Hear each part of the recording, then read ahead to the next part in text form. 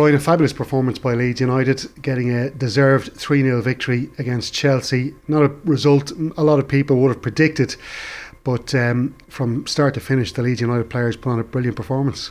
Yes, indeed, Stephen. They were aggressive from the off, played with high intensity, closed Chelsea down, didn't allow them build up the play from the back, broke their rhythm, and made Chelsea look very uncertain in the defensive positions. Mendy obviously made a very poor error on the goal, although Chelsea had some very good attacks early on and I felt should have taken the lead. Overall, Leeds were the better team. They were very, very well organised, disciplined, ran harder, I suppose, than Chelsea did too. And some very impressive performances from some new players that have come into the Premier League this year, particularly Tyler Adams, American in the middle of the field, Marc Roca, Spaniard, who's come in from Bayern Munich. And I just thought all round they had a bit between the teeth today, and they got the reward of Aronson's goal from the mistake by the goalkeeper, and from then they just gained more and more confidence. But there was a good energy and balance to their team, and they got away with what defensive weaknesses I think they have, which they may not always get away with. But in fairness, they're playing with short several key players. Stuart Dallas, such a key player for them. Luke Ayling, Liam Cooper, captain. They're very important players. Firpo, left back. So it bodes well for Leeds that they might not be as in bad a scrap as they were last year to stay up, and certainly the supporters will be feeling a lot more comfortable and happy today about the position they're in, having gained 7 points. Maybe just to focus a little bit on Adams and on Aronson, those two players that really stood out for you today. Aronson, as you mentioned, getting that first goal. What was it the two players gave to that Leeds team today that you think was crucial to their performance? Well, I have to say, before the match and before the season started, when I saw them, I was initially a bit worried about them physically. Both of them are kind of small, lightweight players. I know Manchester City have plenty of those players playing in their team, and they're magnificently successful. But I just felt, coming from the background they were coming from, two American lads, and I know they played in Europe and they played at Salzburg and played at Leipzig, but I just didn't think that they would have that type of impact against a team of Chelsea's quality and Chelsea's physical strength as well, and experience. But they show great energy, and they also read the game very well. Aronson did his job, made up the numbers in midfield. He was back helping out, closing Jorginho down, never allowed him get running the game. Often we see Jorginho dictating the pace and tempo of the game in Chelsea's game, but he was in around his feet. But they all were. Daniel James was part of it, Jack Harrison coming in off the left flank, Rodrigo did his bit, the front man, and just that energy and intensity they play. But their use of the ball, their cleverness on the ball, lovely quick feet, sharp passing, good combination plays, and really, really impressive performances by them individually and collectively as a team. Patrick Bamford is out injured once again, and he's a player who, and unfortunately for him, just cannot be relied on because of his injury record. It's an adductor this time, perhaps maybe more susceptible, having come off the back of a long time out. But Rodrigo's now scoring goals. That's it's the second game in a row that he scored two last week, of course, against Southampton, and as you mentioned in the commentary, a lovely header for that goal today. Jesse Marsch seems to be getting the best out of him, and if he can get him into double figures this season, that could go a long way to getting Leeds maybe away from the relegation zone, but perhaps even into that top half. Yeah, well, as you said, it's hard to rely on Bamford. Poor season last season, injury wise, just got 2 goals, didn't play many matches. I think he played in 7 games in the league, but the previous season he was outstanding. He scored 17 goals for Leeds when they had a good season, the first season back, and got himself on into the England team, got a couple of caps, but missed them obviously last season. And then Rafinha moved on, who was their main man last year. So Rodrigo goes into the centre forward position, and I think that's helping as well, because obviously when Bamford plays and when Rafinha was playing, he was often forced into a position either off the front or wide. I think the centre forward position he showed today is a more natural position for him. He was brought in for big money from Valencia, but he hasn't had showed the goal return that Leeds would have hoped for when they signed him. So today was a bit more like the sort of stuff they'd want for him. I mean, that's 4 goals in 3 games. That's a great return. And often when players get that start of a season and their confidence builds and the rest of the players start to trust them a bit more, it can lead to them having an exceptional season, particularly front players. How often I see teams at the start of the season, I look up at the scorers in lots of divisions, lots of leagues, and you see names that you haven't seen before on a regular basis, and they suddenly start scoring goals and they go on to get, between 20 and 30 goals in a season. You say, where did that come from? It comes from confidence and persistence and getting off to a good start. And Rodrigo has got off to an exceptional start, but he played well for the team today. It wasn't just himself. It was a superb second goal, but his work rate was good. He was involved in scrapping and defending in midfield as well. So it was all round a very encouraging performance from a Leeds point of view. Sure, the manager is delighted. He feels under pressure, and from a supporter's point of view, looking at the team, they'll have a lot more hope than they would have had going into the season without Calvin Phillips, obviously, and Rafinha, and the worries about the injuries to those key players we've both mentioned. So just finally on them, I'm not asking you to make any wild predictions at this stage of the season. We're only 3 matches in and it's very hard to get carried away with the early results, but would you give Leeds fans hope that they perhaps won't be scrapping a relegation fight at the end of next season? Yeah, I would. I mean, I think they would have been happy, given that they ended up last season in the 17th position, just 3 points ahead of Burnley in the end on 38 points, which is a point a game. You having started now with 7 points in 3 games, you would give them hope. I think they would be satisfied not to be in the relegation scrap.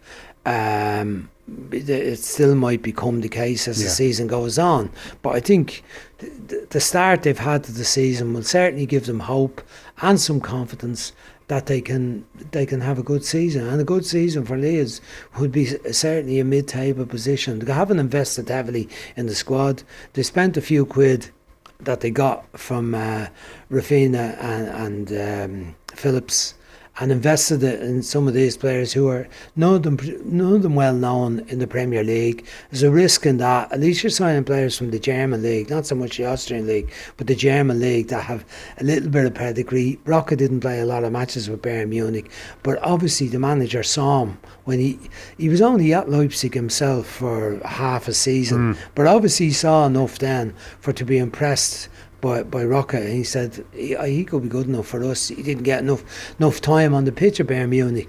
So they're big signings for him to have made in terms of encouraging the club to spend that type of money that they've spent on unknown players. But it looks now as if they might not be bad signings whatsoever.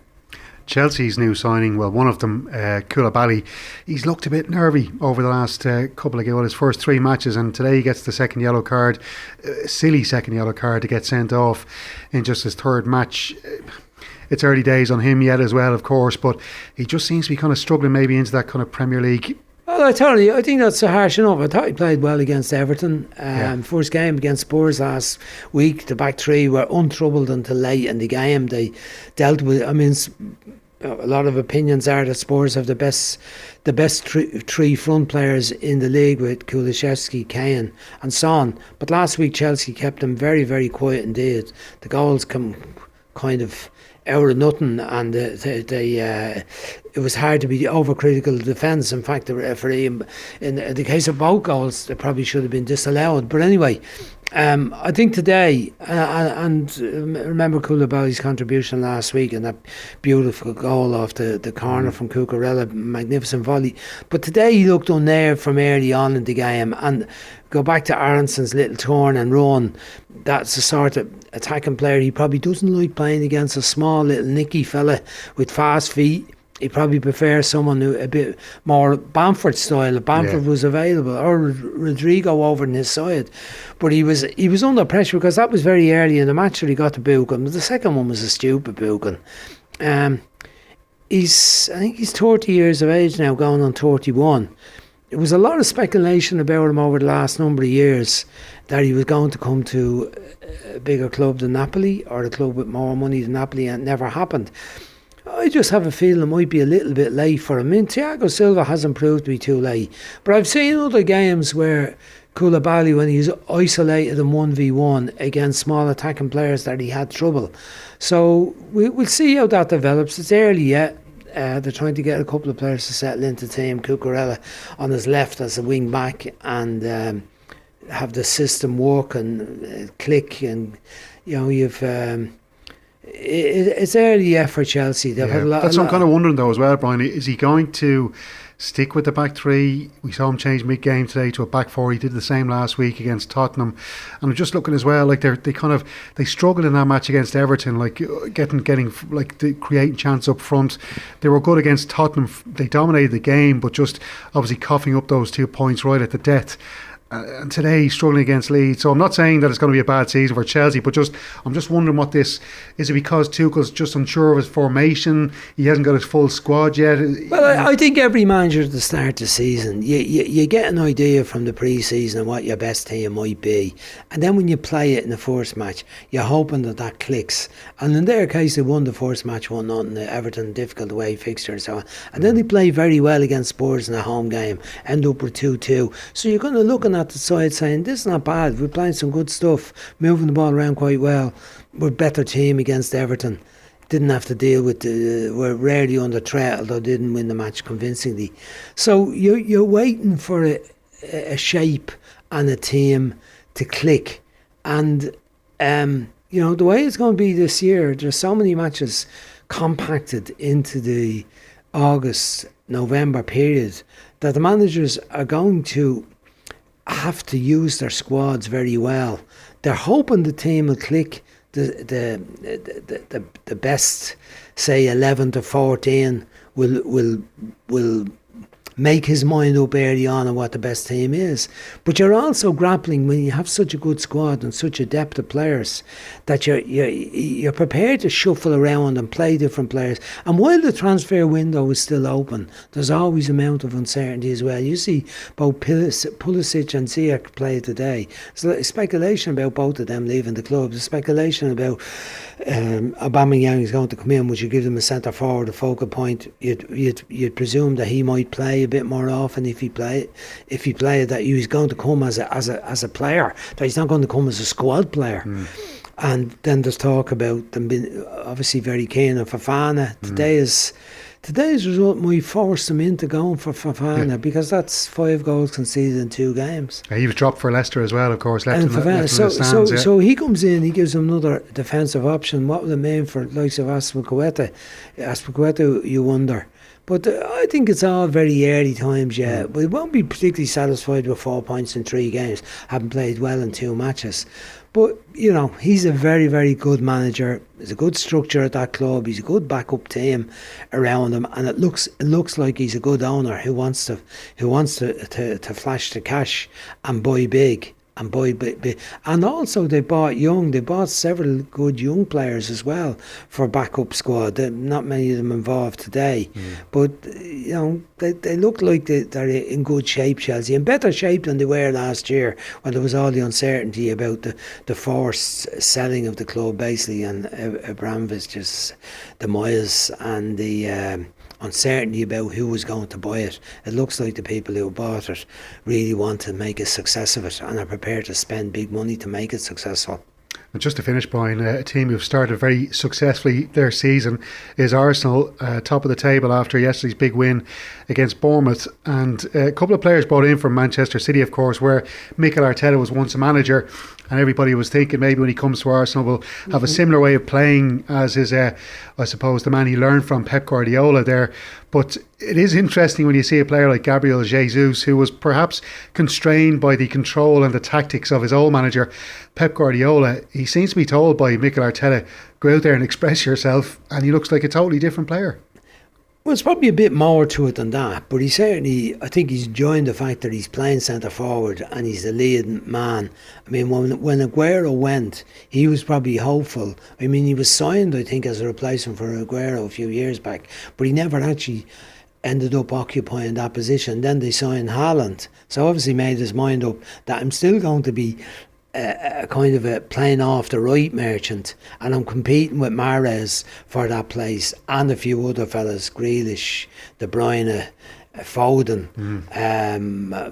Gundogan, and all the players they have. There's kind of I'd say 8 players for 5 positions, 8 brilliant players including Sterling when he was there. So he made his mind up. Obviously he had a relationship with Arteta going back to his time at Manchester City, that he wanted to be a first choice, first pick player on a weekly basis. Not many players can think that way. I was thinking the modern game where squads are so important, but he obviously got some sort of a commitment from Arteta that would be the way, and that he'd be playing the number 9 position. He didn't score yesterday, but his performance was brilliant. Some of the dribbling skills and touch on the ball, and there was awareness of his mates in the game was superb. And he certainly flourished, as has Zinchenko. No surprise there, playing off the left back position, coming into midfield, giving the overload, same sort of stuff we saw at Manchester City. Some kind of Xhaka arrangement in the middle of the field. He drops back and covers in the left back position. No place for Tierney, who was previously their best player as a left back and left sided centre half, but going very well. Martinelli, Saka, Odegaard, brilliant in the attacking positions. Partey has found his feet now in the holding position with Saka in the middle of the pitch. Saliba coming in at the back, brilliant goal yesterday, having suddenly become solid defensively. White and Saliba and the other defensive players have just given them.